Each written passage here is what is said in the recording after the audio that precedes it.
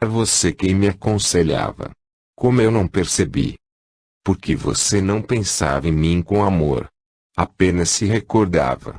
Assim, minha voz chegava distorcida à sua mente e aos seus ouvidos. Porém, estive todo esse tempo ao seu lado, esperando seu despertar cósmico. Minha querida, com toda a força do meu coração eu lhe agradeço tudo o que me deu em vida e eu não soube reconhecer. Mais uma vez lhe peço perdão. Como eu gostaria de poder vê-la novamente, nem que fosse por um instante apenas. Uma nuvem azulada se forma repentinamente e, do seu interior surge, qual uma projeção, a figura de Paulina sorrindo para ele. Alfredo, tomado de grande emoção, tenta se abraçar a ela. Entretanto, seus braços não podem alcançá-la. Ela é apenas uma visão. Não é possível, meu querido. Eu também gostaria de poder lhe abraçar e beijar. Mas, não me foi permitido entrar no seu plano de vida. Apenas nos enxergarmos um ao outro. Que pena. Mas, pelo menos eu posso vê-la, com toda a sua beleza jovem. Você rejuvenesceu. Está igual quando nos casamos. Sim. No plano astral, na medida em que vamos aprendendo, vão se desfazendo as marcas deixadas no nosso perispírito e a nossa aparência vai se transformando para mais agradável. Contudo, podemos nos mostrar com o visual que desejarmos. Melhor ou pior. Que interessante, o plano astral é o plano das formas de pensamento. O que pensamos, materializamos. Ah! Então é por isso que surgem as coisas de que necessito, exatamente. O que você imagina, acontece. A não ser que o seu resgate kármico não permita. Tudo só pode ocorrer, sob a permissão da espiritualidade de luz. Se eu estou aqui neste momento falando e me mostrando a você, é porque tive esta permissão. Com um indescritível sentimento de felicidade, ele pergunta, e quando poderemos nos ver outra vez? Infelizmente, meu querido, esta será a única vez. Durante um bom tempo, mas, por quê? Exclama aflito. Porque vou me preparar para reencarnar novamente. Não fique triste. O meu amor me liga a você. E se houver reciprocidade de sua parte, caminharemos juntos por todas as moradas desse universo infinito. Oh minha querida! Eu não quero perdê-la. Mas, que moradas são essas a que se refere? Jesus disse, a casa de meu pai tem muitas moradas. O cosmos é a casa do nosso Criador. E suas moradas estão situadas nas diversas galáxias que permeiam o universo. E nós, suas criaturas, para nos aperfeiçoarmos, percorremos 7 planos cósmicos. Estes planos, por sua vez, se subdividem em 7 níveis. O mais denso, que é numericamente o primeiro, o plano físico, antecede o plano astral. Nós espíritos imperfeitos, para adquirirmos aprendizado, seguimos em uma jornada reencarnatória, intercalada entre os 7 níveis desses 2 planos cósmicos. Até alcançarmos um grau de evolução mais adiantado, quando então poderemos ingressar no plano seguinte, denominado plano mental, percorrendo igualmente os seus 7 níveis. Continuando a evoluir, ascenderemos aos demais planos cósmicos sucessivamente, sempre através dos 7 níveis de cada um. E quais são esses demais planos? O búdico, o átmico, o monádico e o logóico. Este último é o plano integralmente perfeito, o plano divino. E você sabe como são estes planos? Pergunta Alfredo muito interessado. Não, querido. Nos planos físico e astral, que formam os planos básicos para aprimoramento espiritual, não temos alcance a tal conhecimento. É uma longa jornada até alcançarmos o plano divino.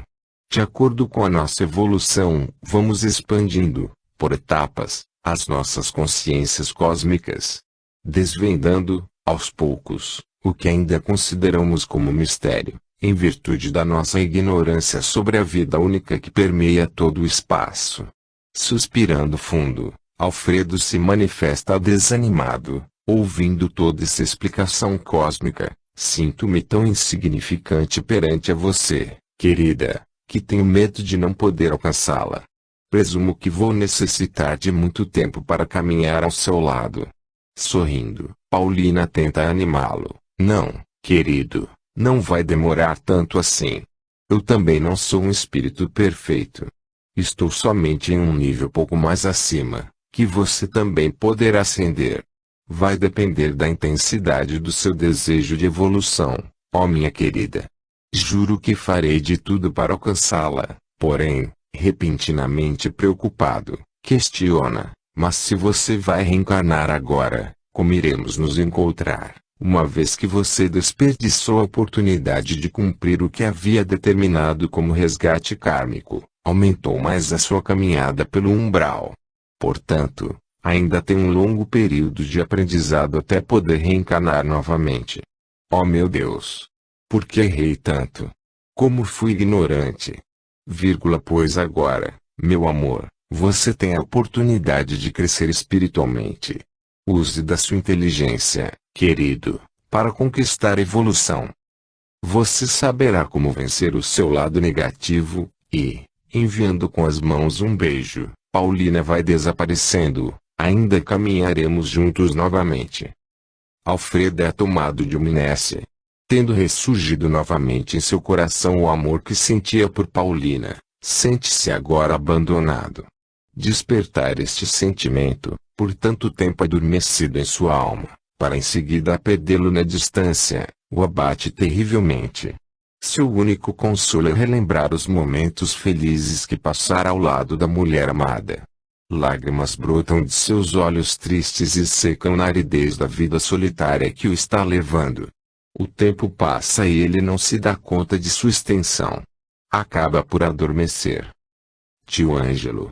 Vamos saltar do carro, mas não abre os olhos ainda, exclama Fátima alegre, estacionando o veículo em frente à porteira da chácara. Pronto. Pode olhar agora. Ângelo se surpreende. A pedido da sobrinha nunca mais retornar ao local, após a assinatura do contrato de compra, 4 meses atrás. Fátima. Está maravilhosa. A começar por esta linda trepadeira florida. Como se chama? Carregada de flores rosas, a planta já cobria parte do telhado que protegia o largo portão de ferro. 7 léguas. Não é linda? E veja que eu mandei plantá-la também em toda a extensão da cerca que demarca a propriedade, ela explica entusiasmada, apontando o dedo em direção da mesma. Já pensou, tio? Quando tudo estiver florido como vai ficar lindíssimo. Não é mesmo? Tem razão, querida. A escolha da trepadeira tem algum significado. É claro. São 7 léguas em direção a uma vida nova, carregada de novas oportunidades, para todos aqueles que aqui vierem se tratar. Você, minha querida, é incrível, fala este sorrindo. E, apreciando ao longe a chácara bem tratada, com jardins à volta e pomares também já se desenvolvendo, ele se espanta com a rapidez da obra. Estou estupefato. Como conseguiu realizar uma mudança tão grande em tão pouco tempo? Ora, tio. Obra com dinheiro na mão, não tem demora. Ela ri, e olhando ao infinito, emite uma energia positiva para o pai. Mais uma vez, obrigada, papai. Gostaria que você estivesse aqui para ver o que consegui com o seu dinheiro. Achando comovedora a atitude dela em relação ao pai, o tio comenta: se ele estivesse aqui, certamente estaria muito orgulhoso de você. Tais comentários invadem o sono de Alfredo, atraindo-o para o local, como espectador. Ele também se admira com a beleza da obra realizada. Comovido com o pensamento por ela emitido, concorda com o primo. Tem razão, Ângelo, estou muito orgulhoso da minha filha. E, surpreso, assiste a um inesperado acontecimento. Ah! A placa está encoberta. Afinal, posso saber qual o nome que você deu à sua clínica? Que grande mistério é esse? Tio, eu lhe trouxe sozinho aqui, antes de qualquer pessoa, para que nós dois fizéssemos uma pequena homenagem íntima. Fala num tom solene como é você quem vai inaugurar a clínica logo mais. Retire agora o véu que encobre o nome que dei à nossa casa, desde o primeiro tijolo recomposto. Com cuidado, Ângelo remove o pano verde e a surpresa o comove, apreciando em silêncio o que se achava escrito. Morada do Renascimento. Alfredo Constantino Siqueira. O que achou, tio? Gostou? Pergunta Fátima ansiosa por saber sua opinião. Sim, querida. Gostei, achei justa sua lembrança. Afinal, foi a herança dele que propiciou a realização de seu sonho. Exatamente, tio Ângelo.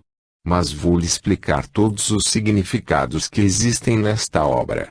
Primeiro seu nome, o lugar onde se renova uma vida desorientada. Depois, o significado da trepadeira 7 léguas já lhe expliquei. O significado da cor rosa, das flores e das letras do título, é espiritual, e a cor do raio divino de Jesus que nos traz a harmonia, a evolução e o amor. Colocar o nome do meu pai significa para mim, a reabilitação de sua memória. Com o emprego do seu dinheiro em prol da regeneração de vidas destroçadas pelo vício. É transmutar o negativo em positivo. É tudo muito comovente, querida. Ângelo aprova com carinho. Agora quero ver a transformação da casa. Por tudo que acabo de ver aqui, estou muito curioso. Feliz com a aprovação do tio. Fátima, entrando no carro, vai explicando. Observe o calçamento de pedra até a entrada da casa. São pedras irregulares. Percebeu? É evidente que estas devem ter algum significado. Este comenta sorrindo. Acertou, tio. As pedras irregulares que calçam o caminho até a casa do renascimento, significam os obstáculos a serem vencidos para se encontrar harmonia na vida. As plantas e as árvores nos levam à meditação sobre a renovação da vida. Brotam, nascem, crescem e dão flores ou frutos, que por sua vez, se abrem em sementes que, ao caírem sobre a terra, dão continuidade ao ciclo da vida. Por isso é tão importante trabalhar a terra durante o tratamento. Tomando a direção do caminho de terra que circundava a chácara, Fátima continua sua demonstração. Veja, tio. Ali estão as hortas, que também serão cuidadas pelos pacientes. Mais adiante, as estrebarias, com cavalos mansos, não só para serem tratados, mas também para serem montados. A ligação do homem com o animal é um ponto também muito importante no tratamento. Mais abaixo está o canil com cachorros Weimaraner, cuja raça é aconselhada para conviver com pacientes, por sua docilidade, companheirismo e inteligência. Bem mais longe, temos o curral, com 2 vacas para produzirem leite. Os pacientes terão a oportunidade de aprender a tratá-las, a retirar leite, a fazer manteiga e queijo. E finalmente o lago com os peixes. A pesca e o cuidado com a criação de peixes também colaboram para a reabilitação dos drogadidos. Querida, tudo é tão fantástico que nem sei o que dizer. Você pensou em tudo? Não. Fiz de acordo com a sua orientação, mas superou em muito o que eu lhe aconselhara. Bem, foi nesse ponto que o bem-vindo dinheiros do pai colaborou. Ela comenta rindo satisfeita. Assim teremos o essencial para ajudar um tratamento de recuperação, que será de primeira linha. A assistência médica, tanto física como psicológica e mais a orientação espiritual, eu tenho certeza de que irão proporcionar a regeneração total dos pacientes aqui tratados. Não lhe parece? Certamente, minha querida. Eu também creio nisso. Então, vamos ver a casa, tio. E direcionando o carro para lá, Fátima continua mostrando o que havia sido feito ao redor desta, a piscina semi-olímpica, a sauna seca e a vapor, ambas importantíssimas para a desintoxicação dos drogadidos e mais a sala de ginástica. Apesar de cada vez mais empolgado com o que via, Ângelo pergunta um pouco apreensivo, mas, do que você se desfez para construir tudo isso? Ora, tio, resolvi vender as inúmeras ações que o pai acumulou. Reservei os apartamentos para a ampliação da clínica, na medida em que esta for sendo necessária. Já tenho um excelente projeto, que vou lhe mostrar quando entrarmos na casa. São bangalôs que poderão abrigar muito mais pacientes. Estacionando o carro, Ângelo surpreende-se com o jardim à volta da casa. Que beleza, querida! Gramado, flores, arbustos, tudo já plantado, foi idealizado e executado por um paisagista profissional. E rindo da expressão do tio, fala rapidamente, não precisa perguntar. Foi graças ao dinheiro do pai, sim. Como também, a aquisição de todo o material elétrico e eletrônico de última geração, necessários e quaisquer exames clínicos. E o equipamento completo de informática e telefonia, ultramoderno. A porta de vidro blindex que deixava entrever a sala de recepção, abriu-se automaticamente quando ambos dela se aproximaram. Entrando na sala, Ângelo se depara, surpreso, com todo o corpo médico e os demais funcionários internos e externos, reunidos à sua espera. Inclusive a sua esposa, fato que mais o surpreendeu. Após as apresentações formais, Fátima faz um pequeno discurso. Na verdade, a inauguração da nossa casa está sendo realizada neste momento. Não haverá solenidade alguma à noite, como nosso diretor, Dr. Ângelo aqui presente, supunha que houvesse, em função do convite que recebera. Fazendo uma pausa, Fátima sorri para o tio, conhecendo o temperamento modesto e avesso a demonstrações festivas, que caracterizam o seu grande coração humanitário. Preparamos com carinho esta singela e íntima inauguração. Pois bem sabemos que o mais importante para ele, assim como para todos nós, é a chegada dos nossos pacientes, que ocorrerá no início da tarde. Sendo assim, peço ao Dr. Ângelo que retire a faixa da placa que significará o início do funcionamento de nosso atendimento médico. Emocionado, Ângelo puxa os cordões que prendiam a faixa de pano verde, que ocultava a placa colocada acima da larga porta de blindex jateado. Esta dava entrada à clínica propriamente dita. Ele surpreende-se com os dizeres escritos na placa de bronze, aumentando mais ainda a sua emoção. Centro de Regeneração Ângelo Furtado. Após ser efusivamente cumprimentado por todos, Ângelo abraça simultaneamente a esposa e a Fátima. Comovido com o carinho e, agradecido, murmura ao ouvido desta, por esta eu não esperava. Traidora querida, ó tio. Se não fosse por seu apoio e sua orientação, a herança de meu pai não seria suficiente para a realização desse meu sonho.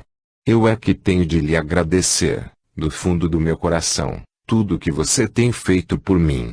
Saindo do abraço, Ângelo se manifesta, agradecendo a homenagem recebida e, em poucas palavras, demonstra a confiança que deposita em toda a equipe ali presente. Por enquanto são 5 pacientes apenas. Contudo, no momento nos encontramos preparados para recebermos mais 10. Porém, iremos crescer na medida que outros mais necessitem de nossos cuidados. Tenho a certeza de que sob o amor e a luz da espiritualidade, que nos assiste nesta empreitada, teremos a capacidade e a força necessárias à recuperação dos jovens ou adultos que aqui vierem se tratar, para que estes possam refazer suas vidas, perfeitamente integrados na sociedade. Em seguida, Fátima menciona o nome de cada um dos pacientes, que iriam dar início ao novo tratamento. Sem dizer seus sobrenomes, nem fazer qualquer referência às suas famílias. Encabeçando a lista, está o nome de seu irmão Marcos. Ao escutar o nome do filho, Alfredo desperta desse sonho tão nítido sob forte emoção. Chora convulsivamente, como nunca ocorrera em toda a sua vida. Ter ouvido os comentários da filha e do primo, e testemunhado o apoio incondicional que este doa amorosamente à filha. Tendo conhecido a magnífica obra humanitária realizada com o dinheiro que deixara. Um dinheiro que acumulara em vida por cobiça, oriundo da corrupção e usado egoisticamente na satisfação de seus sentidos negativos. Ver este dinheiro sendo utilizado com desprendimento e abnegação, tentando transmutar o mal causado por este mesmo dinheiro em benefícios e auxílio ao próximo, deixa Alfredo envolto num emaranhado de sentimentos. Arrependimento, angústia pela impossibilidade de não poder voltar atrás em suas atitudes, contrapondo-se à admiração, à gratidão e ao amor, despertados em seu íntimo. Uma sentida prece brota de seu coração angustiado. Ó meu Deus!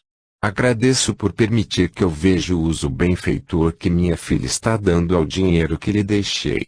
Dinheiro sujo que recebi por favorecer impunidade aos traficantes de drogas.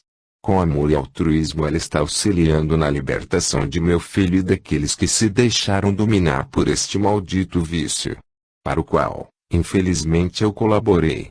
Atormentado pelo remorso, decidido a se reformar, ele faz uma promessa: Jesus, aceitarei todo o retorno de meus erros com resignação. E dou graças por esta oportunidade. Mais adiante, quando tiver conseguido resgatar parte de meu karma, e me for permitido, farei um apelo para que eu possa trabalhar no plano de recuperação aos viciados, que meu instrutor mostrou-me tempos atrás. Que a sua luz, Jesus, ilumine os meus passos rumo à minha redenção. Com novo ânimo, ele se levanta e ganha a rua. Surpreendentemente, esta já não se encontra mais deserta. Nas casas antes vazias, figuras mal encaradas se mostravam em seus afazeres. Continuando sua caminhada, ele vai para outra rua. Pessoas circulavam por entre as casas ocupadas. De repente, sem esperar, mais duas ruas se descortinam à sua frente, com o mesmo movimento das anteriores. E com igual tipo deplorável de moradores. Constata então, que ele está morando em uma vila. De casas feias, pouquíssima vegetação, com população mal vestida, suja e mal-humorada. Nenhum traço de simpatia ou cordialidade existente entre os moradores. Estranhamente, sente o seu corpo vibrando com todos os sentidos ativos, apesar deste não ser mais formado por matéria densa. Entretanto, percebe que apesar de ser um corpo fluídico, não se sente leve. É um corpo adequado ao meio em que se encontra. Compreende enfim, que ele é um espírito umbralino, habitante de uma cidade pertencente ao plano umbral. Todos os fatos ocorridos com ele, desde que desencarnara, haviam sido uma adaptação à nova vivência que teria dali em diante. O céu continuava nebuloso, nenhuma claridade solar podia ser observada através das densas nuvens cinzentas. Estas prenunciavam pancadas de chuva que, talvez, acontecessem periodicamente. Deve ser sempre assim o tempo meteorológico nesta triste cidade umbralina, observa com uma aceitação indiferente, o que terei que enfrentar por aqui. E que tipo de retorno negativo terei que dissolver em mim mesmo? Fala sério, mãe. Por que você está criando caso para eu ir a esta festa? Fala irritada Camila, é igual a todas que eu tenho frequentado. Nervosa, Cacilda eleva a voz, igual, não mesmo? Não é uma festa jovem. Não posso admitir que minha filha de apenas 17 anos frequente um ambiente de homens maduros e libertinos. Mãe. Que injustiça! Esta rebate irritada. Libertinos, por quê? São empresários bem-sucedidos, isso sim. Só porque você já está cursando faculdade, pensa que é madura o suficiente para gravitar no meio de tubarões. Ponto que você imagina que aqueles figurões de meia-idade vão querer com uma garota jovem e bonita como você? Ora, mãe, quem é você para me falar isso? Não foi assim que conheceu meu pai. Exatamente por isso, minha querida. Seu pai queria era desfilar na sociedade com uma jovem bonita ao seu lado. E que mal há nisso? Responde Camila num tom irônico. É que eu pensei que ele estivesse querendo uma família. Fui uma idiota em acreditar que ele estivesse apaixonado por mim. Pouco depois que seu irmão e você nasceram, ele se cansou de mim e nos jogou para o alto, mas nunca ele deixou que faltasse nada para nós. Sim. Dinheiro bastante. Que me fez comer o pão que o diabo amassou. E com a voz um tanto trêmula ela acrescenta: não quero que o mesmo aconteça com você. Camila nada responde, olhando fixamente para a mãe. Entendeu agora, filha, porque eu não quero que você frequente tais lugares, mãe. Como você mudou com o problema do Marcos? Não é a mesma. Não dá para reconhecer. Até namorado você não procura mais, filha. Hoje eu reconheço que errei muito. Estou tentando corrigir as loucuras que eu fiz. Ver seu irmão destroçando a própria vida, abriu meus olhos para o enorme erro que cometi, sendo uma mãe ausente.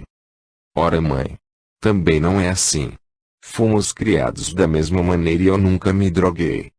Mas você, querida, tem um espírito mais forte que o dele. Cacilda, mais calma, se expressa consciente de seus atos. Não é isso que estamos aprendendo na casa de orações. Seu irmão, sendo mais inseguro, precisava de uma maior atenção. Atenção que eu não dei, preocupada comigo mesma. Pois eu discordo de muitas coisas que dizem por lá. Foi bom conhecer um pouco sobre Deus. Ter fé ajuda a aceitarmos dificuldades. Mas, outros sim, eu creio que na vida material, precisamos sair atrás de nossos sonhos. Caso contrário, entramos no caminho dos fracassados.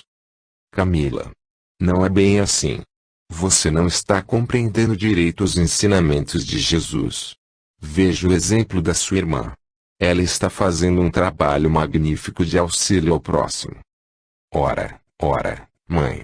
Concordo que é maravilhoso o que Fátima está realizando, mas não é isso que eu quero para mim. Fala a filha agora um pouco mais exaltada. Não nasci para levar uma vida dedicada aos fracos, como Marcos. Camila. Minha filha. Não quis dizer que você deve imitar sua irmã. Mas, cercar-se de pessoas de má influência, não é um caminho bom. Que isso, mãe? Eu quero ser uma excelente advogada e vou conseguir. O doutor Eugênio acha que eu tenho toda a possibilidade para alcançar o que desejo. Ele disse que eu herdei a inteligência e a sagacidade de meu pai. Oh meu Deus! Ponto maldita a hora que você conseguiu o estágio no escritório dele. É um pilantra igual ao seu pai. Que absurdo dizer isso do Dr. Eugênio. Ele é muitíssimo bem conceituado na área jurídica. Estagiar no escritório dele é o sonho inatingível para a maioria de meus colegas. E, rindo satisfeita ela afirma, fique sabendo que foi graças ao fato de ser filha de quem sou, que consegui esse estágio. Eu só poderia estar lá, a partir do 3º ano de faculdade. Oh meu Deus! Oh meu Deus, digo eu.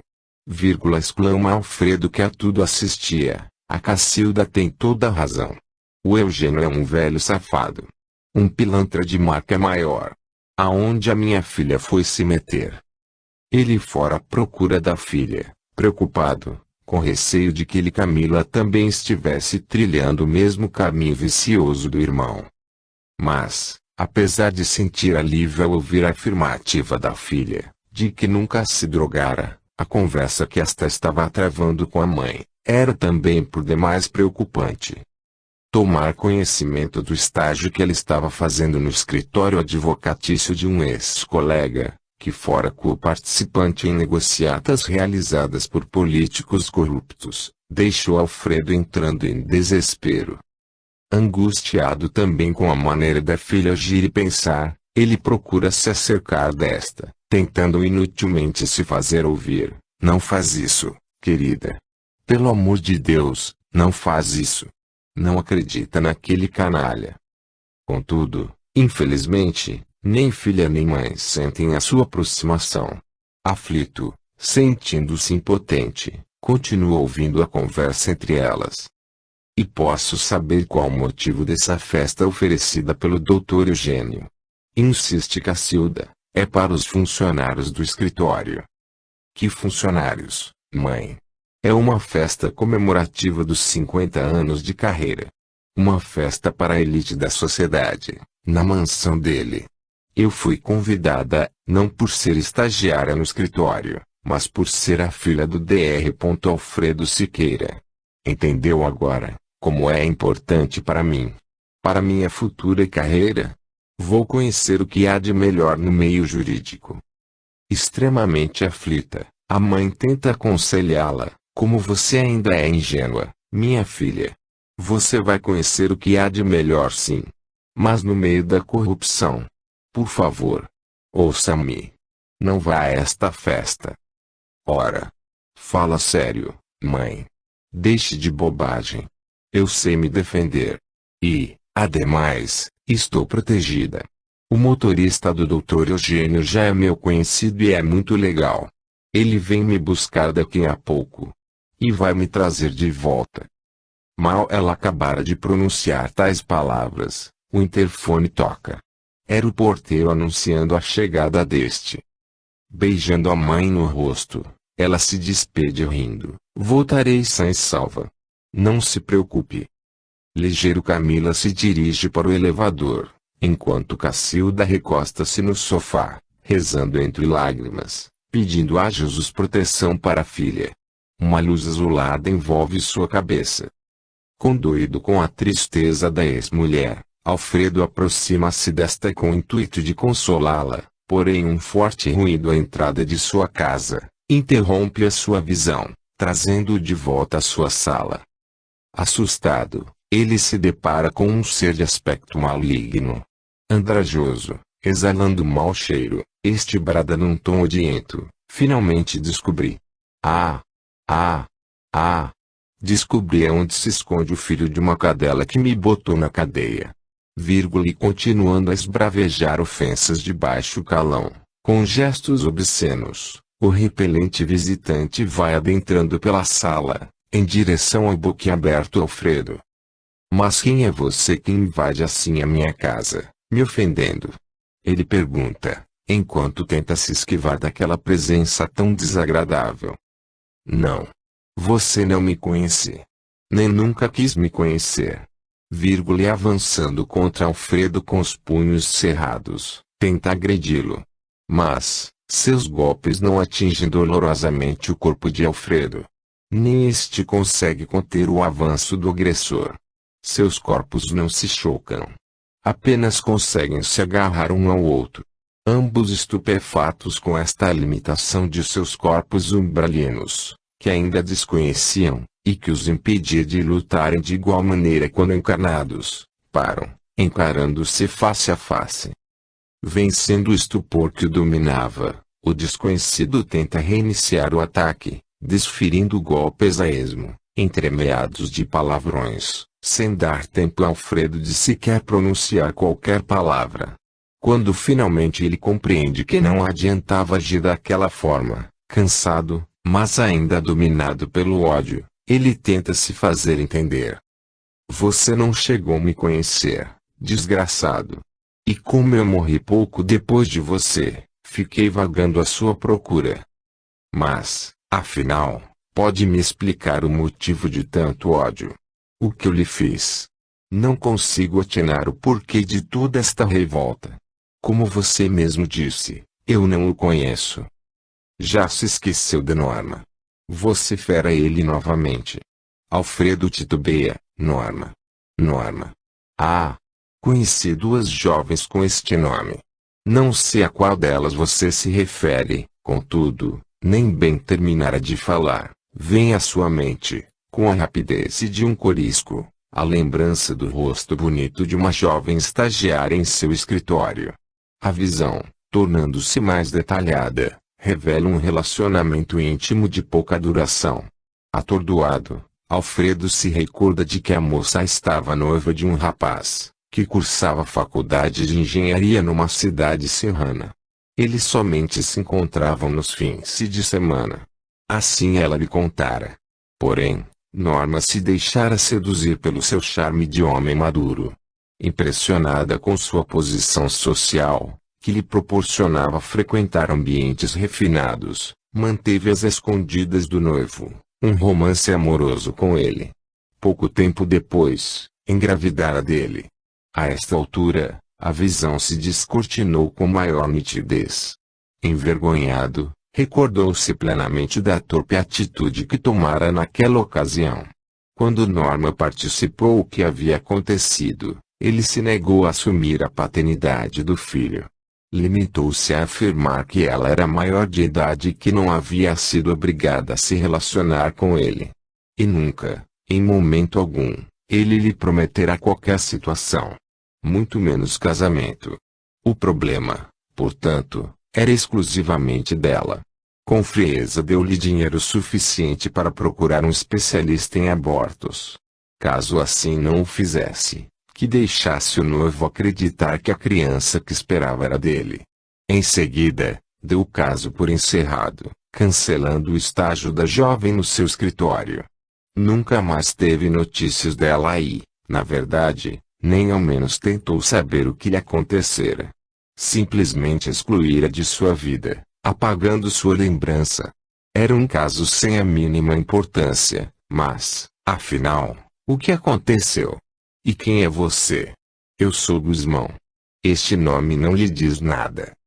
Sinceramente, Alfredo não se recordava de ninguém assim chamado. Entretanto, devido à situação de animosidade existente, resolveu arriscar um palpite. Você era o noivo da Norma. Com o ódio revigorado, este volta a vociferar: seu canalha. Ainda diz que não se lembra de nada, hein? E mais impropérios volta a gritar. Então era você mesmo. Admirado, Alfredo, após conseguir que ele se calasse, volta a questionar: mas, por que você está aqui no umbral? O que fez na terra? E por que afirma que eu coloquei na cadeia?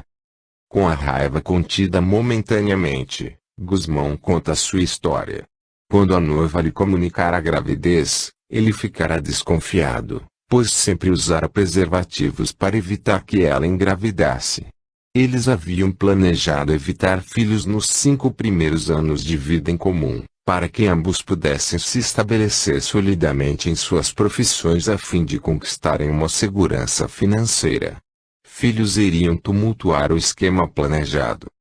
Interrompendo a narrativa, Gusmão volta a bradar: você é um cara tão insensível, que nem perguntou o que aconteceu com a Norma. E mais palavrões e ofensas brotaram, sem que Alfredo tivesse tempo de se manifestar. Pois eu vou lhe contar, seu miserável. Vou lhe contar tudo o que aconteceu. Alfredo nada contesta, aguardando que este esclarecesse os fatos. Eu comecei a suspeitar de que algo estava errado, porque ela estava diferente comigo.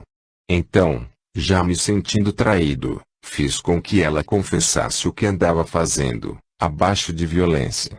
Chorando, ela me contou tudo o que ocorrera entre vocês. Neste ponto do relato, Gusmão se engasga, pelo remorso do que fizera, fazendo uma pequena pausa. Porém o ódio se mostrava presente, na dureza de seu olhar, desesperado. Perdi a cabeça imaginando vocês dois na cama.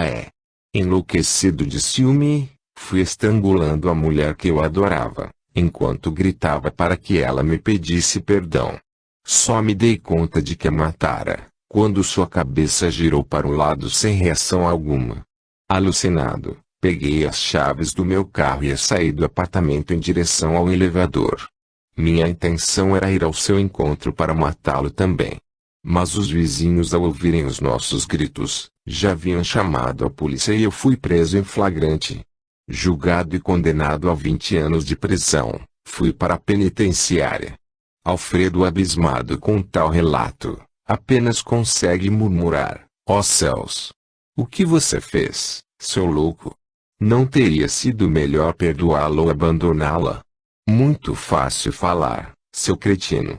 Eu fiquei desesperado. E na prisão, torturado pelo crime hediondo que cometera, meu único pensamento era o de poder te matar um dia. Tão logo conseguisse sair da cadeia. Os anos se arrastavam e eu não conseguia realizar o desejo que me mantinha vivo. Acabar com a sua vida. Mas eu não fiquei sabendo nada disso. Talvez tenha sido noticiado, Mas eu não tive conhecimento algum. Tenta desculpar-se, Alfredo. Não. Não poderia mesmo saber. Só saiu publicado nos jornais da minha cidade. Mas, seu animal nojento, se você tivesse se preocupado com ela, talvez isso não tivesse acontecido. E, novamente ele tenta agredir Alfredo. Este, segurando as mãos do assassino, retorcidas de ódio, procura falar com calma. Não adianta, cara. Não temos condições de brigar de fato. É melhor se aquietar, para procurar nos entendermos. Apanhado de surpresa pela inesperada calma de Alfredo, Guzmão sente-se desarmado. Não sabe nem mais o que dizer. Alfredo então, sem nenhuma animosidade no tom de voz, pergunta secamente: mas o que aconteceu com você? Como morreu? Confuso com a tranquilidade daquele que ele considerava seu maior inimigo, causador da sua desgraça, Guzmão procura se explicar, atormentado noite e dia pela atrocidade que fizera meu grande amor e me consumindo em ódio por você. Fui vendo o tempo passar naquele inferno em que vivia. Relembrando tal fato, ele começa a retornar ao estado de ódio e, entre impropérios, continua a descrever sua vivência, pois, seu desgraçado, a única coisa que me impedia de enlouquecer, naquela cadeia diabólica, era a ideia fixa de realizar a minha vingança contra você, seu cretino miserável. E, com o olhar enlouquecido, terrivelmente frustrado por não ter podido se vingar como desejava, ele termina a sua história, quando ouvi a notícia de que você tinha morrido. Notícia de minha morte. Como assim se você estava preso? Sim. Ouvi a notícia sim. Porque Henrique o Poderoso é sempre notícia nas colunas dos jornais, no rádio e TV. Então, tudo à minha volta desmoronou. Já não havia mais nenhum sentido em continuar vivo. Eu não poderia mais acabar com a tua raça nojenta, com minhas próprias mãos. Então, alimentei uma nova ideia. Num determinado dia, eu fui escalado para fazer a limpeza no refeitório. Foi a minha grande oportunidade. Consegui esconder uma faca em minha roupa e, à noite, sozinho em minha cela, cortei meus pulsos. Deixei minha vida escapar, para procurá-lo onde estivesse e conseguir realizar a minha vingança. Nem que fosse no inferno. E com os olhos embaçados pelo desespero, coloca as mãos por sobre a cabeça, gritando com ódio redobrado: e agora? Se eu não tenho condições de matá-lo, o que vou fazer? Como poderei me vingar? Sem esperar nenhuma resposta, ele sai para a rua, cambaleando sem rumo. Alfredo fica olhando Guzmão afastar-se e, estranhamente, ao invés de sentir raiva, sente pena daquele espírito tão conturbado. Por ódio, este interromper a vida da mulher que tanto amava e sacrificar a própria existência no inferno de uma penitenciária. Para no final, atirar-se ao desconhecido, em busca de uma vingança. Oh meu Deus! Quanta loucura! Ele exclama, olhando ao infinito por egoísmo, desamor e descaso. Eu colaborei para essa tragédia. O que posso fazer para redimir o mal que causei? Em sua mente oprimida pelo remorso, soam palavras vindas de longe. Procure ajudar aqueles que estão desnorteados a encontrarem um caminho de paz, de evolução. Mas, como fazer isso? Pergunta em voz alta para si mesmo, tomado de angústia. Se eu sou um deles e estou vivendo numa cidade de espíritos perdidos? Ó Jesus! Me ajuda!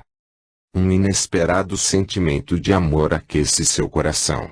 E ele volta a pensar no que acabara de acontecer. Nos impropérios que ouvira. Nas acusações feitas à sua atitude indigna com a jovem Norma. Assim pensando, de repente vem à sua mente a conversa de sua ex-mulher com a filha. Retornando a preocupação para com esta, toma uma decisão. A Cacilde está certa. Preciso ver que festa é essa que a Camila vai na casa do safado do Eugênio. Boa coisa não é. Ó céus!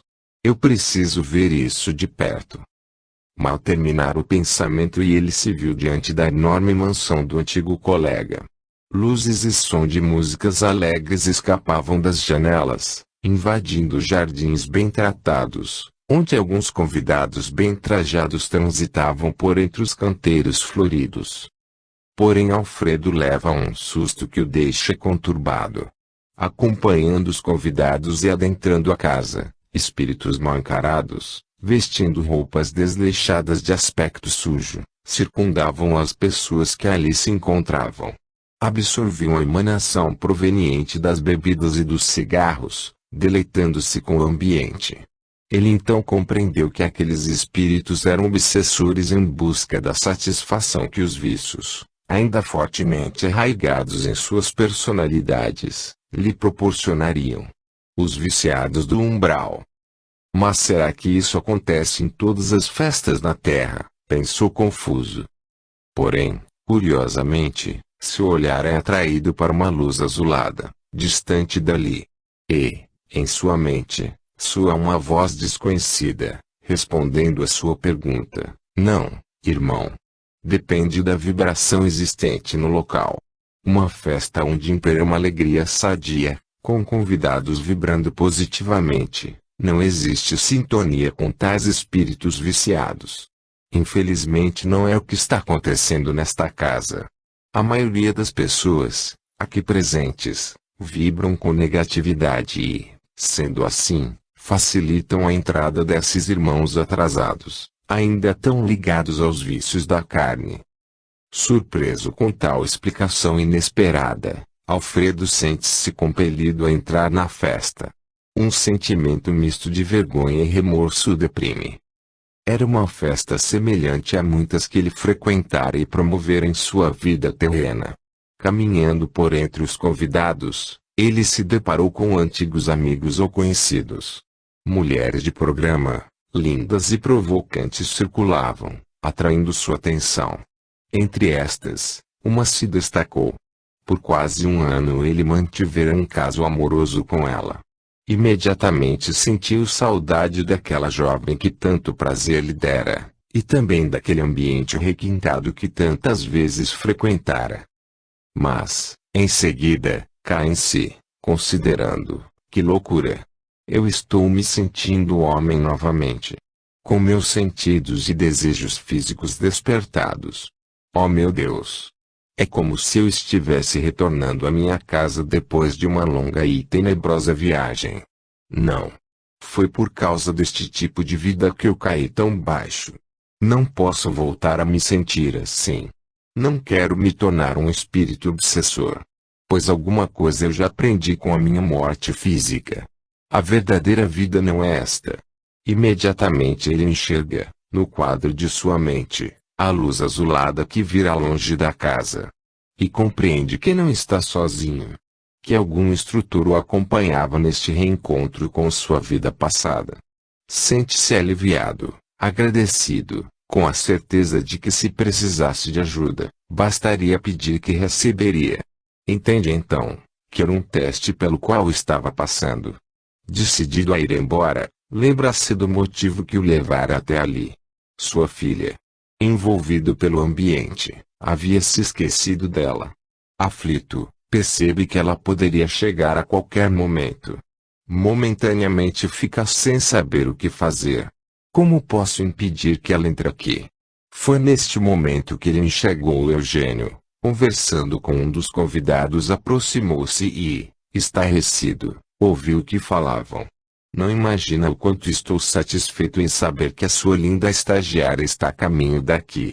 Tenho tentado inutilmente um contato mais íntimo com aquela gatinha, fala o desconhecido em tom animado. Pois eu a convidei exatamente por sua causa. Pensa que não tenho observado o seu assédio a ela, todas as vezes que vai ao meu escritório. Diz Eugênio rindo maliciosamente, mas isso tem um preço, meu amigo. Assim como estou facilitando a você conseguir o que deseja. Espero que também me ajude a conseguir o que, bem sabe, estou precisando. Sorrindo igualmente, o outro responde: pode ser. Vamos rever o assunto, e, curioso pergunta: Mas como você conseguiu que a gatinha viesse à toca do lobo? Ela se mostra dura na queda, gênero família. Mas, também naquele ambiente de trabalho incessante fica complicada qualquer investida. Ainda mais para um cara casado como eu. Ora, foi fácil. Disse que era uma festa em família, para amigos e altos funcionários, em comemoração aos meus 50 anos de carreira. E que frequentar lugares assim, seria muito útil para o futuro da carreira dela. E ela caiu. Agora é com você. Alfredo se desespera, avançando para cima do Eugênio. Se eu pudesse, velho safado, eu lhe daria uma surra. Não sei como, mas eu vou impedir minha filha de cair nesta arapuca, seu cretino. Afastando-se depressa, ele exclama aflito, como se dirigisse à filha: eu vou encontrar você, Camila. Nem bem terminou de pensar assim, viu-se projetado ao lado dela, dentro do carro. E, repetidas vezes, falou ao seu ouvido: não vá para a festa, minha filha. Volte para casa antes que seja tarde. Aquilo é festa para garotas de programa. Por favor, volte para sua mãe. Porém, Camila não percebia sua presença, absorta em seus pensamentos. Sem saber mais que atitude tomar, já desiludido, ele tenta se fazer ouvir pelo motorista: por favor, leve minha filha de volta para casa. Surpreso, ouve-se dirigir a Camila: o que disse, senhorita? Ao que esta responde, meio desatenta: não falei nada, Tancredo. Estranho. Este explica: pois me pareceu ouvir volta para casa. Alfredo se admira. Então ele consegue ouvir os espíritos. Eu nunca acreditei nisso. Animado, resolve insistir com o motorista: isso mesmo. Volta agora mesmo para casa. Este sente um arrepio correr por seu corpo, ouvindo novamente dentro de si a ordem de retorno. Sente uma presença a seu lado e começa a tremer ligeiramente. Pensa preocupado: até parece que eu vou incorporar. Mas que algum espírito está querendo se comunicar, isso é verdade. Estou sentindo isso. Feliz por estar conseguindo um contato, Alfredo torna a insistir com o motorista: não leva Camila para a festa. Por favor. Não leva. Ó Jesus, este começa a rezar: eu sinto alguém aflito, querendo que eu pare o carro. O que devo fazer? Me ajuda, vovó Maria Baiana. Eu não posso incorporar aqui. Imediatamente ele sente uma forte vibração e entende que deve atender o que está recebendo. Segue a sua intuição e ele ouve em seu íntimo. Resolve então diminuir a marcha do carro, parando no acostamento. O que foi, Tancredo? Enguiçou o carro. Camila pergunta preocupada. Não, senhorita. É que eu preciso lhe dizer uma coisa importante, e, titubeante, ele procura se explicar: eu não sei no que acredita. Mas eu sou espírita e frequento um centro de umbanda. Mas o que isso tem a ver com o carro e comigo, Tancredo? Esta interrompe impaciente: vou chegar atrasada na festa. Não estou lhe entendendo. Desculpa-me. Porém, eu tenho que seguir o que minha intuição manda. Ouvi por várias vezes um pedido para que eu a leve de volta para casa. Não sei quem está me falando, mas... Tancredo, você está me deixando nervosa. Que doideira é essa? Peço desculpas novamente, mas... eu tenho que lhe dizer uma coisa importante. A senhorita é sempre tão gentil comigo lá no escritório. Vejo que é uma moça de família, preocupada em aprender seus estudos. Sabe, senhorita, eu tenho 2 filhas moças e não gostaria que elas fossem a essa festa do Dr. Eugênio. Tancredo, ela retruca mais impaciente ainda: se eu já não conhecesse, sempre tão educado lá no escritório, acharia que está sendo atrevido comigo. Continuo não entendendo aonde você quer chegar. Eu me sinto sem graça de falar o que vou dizer. Mas é preciso que a senhorita saiba como são essas festas do Dr. Eugênio. Eu conheço bem. São todas barra pesada. Não tem nada de família, corre e bebida, garotas da vida e drogas, sob a capa de alta sociedade. Por favor, estão pedindo que não vá à festa. Não sei quem é, mas está muito aflito. Camila, agora, sente uma vibração estranha à sua volta e, tomada de medo, lembra da conversa com a mãe e acaba por aceitar o conselho do motorista. Está bem, Tancredo. Acredito em você. Vamos voltar. Envolta num sentimento de felicidade, ao ver a filha retornando a casa, Alfredo sente-se arrebatado por uma energia, que o transporta de volta ao seu plano. Então é assim que os espíritos se comunicam com os encarnados. Oh meu Deus! Obrigado. Muito obrigado por atender a minha prece. Já de volta à sua modesta sala, cansado, resolve se deitar, pensando, como seria bom se eu tivesse uma cama mais confortável. Como num passe de mágica, surge ante seus olhos mais um pequeno quarto anexo à sala, com uma cama preparada. Agradecido profundamente, ele se arruma para descansar e, já deitado, ouve em sua mente: parabéns! Venceu o primeiro teste. O tempo foi passando, sem que Alfredo pudesse calculá-lo em dias, pois era sempre a mesma situação. Nem noite nem dia. A bruma cinzenta tudo encobrindo. O único diferencial existente era a chuva que, em fortes pancadas, vez por outra caía gelada sobre a vila. Contudo, apesar de tão fria, esta não diminuía nem um pouco o abafamento habitual daquele clima estranho. Depois do encontro com Guzmão, outros obsessores começaram a aparecer, torturando a sua vida. Alguns eram realmente reencontros com espíritos atormentados, a se queixarem dele com fundamento. Retorno de seus atos errôneos. Quanto aos outros, eram os que vagavam conturbados pelo umbral, levando inquietação a quantos encontrassem pelo caminho. Quando a fome surgia, que estranhamente não era constante, ele fazia alguns trabalhos a troco de comida. Trabalhos pesados, quase sempre sem higiene alguma. Trabalhos que nunca ele pensara em fazer na sua vida terrena. Não entendo como os demais habitantes conseguem alimentos básicos como arroz e feijão, pois não vejo hortas nem plantações. A não ser a abóbora que nasce à toa, alastrando-se pelo chão. E também um cara que planta mandioca. Pensava assim enquanto caminhava à procura de trabalho. Estava difícil. A concorrência era grande e a fome começava a se manifestar. Porém persistia na busca, mas sem sucesso. Eis que, nem bem dobraram a esquina da última rua a ser visitada, quando um novo caminho surgiu à sua frente. Não era uma rua igual às outras. Não haviam casas. Era mais uma trilha aberta em meio à bruma cinzenta. Levado por curiosidade, Alfredo mergulha no desconhecido.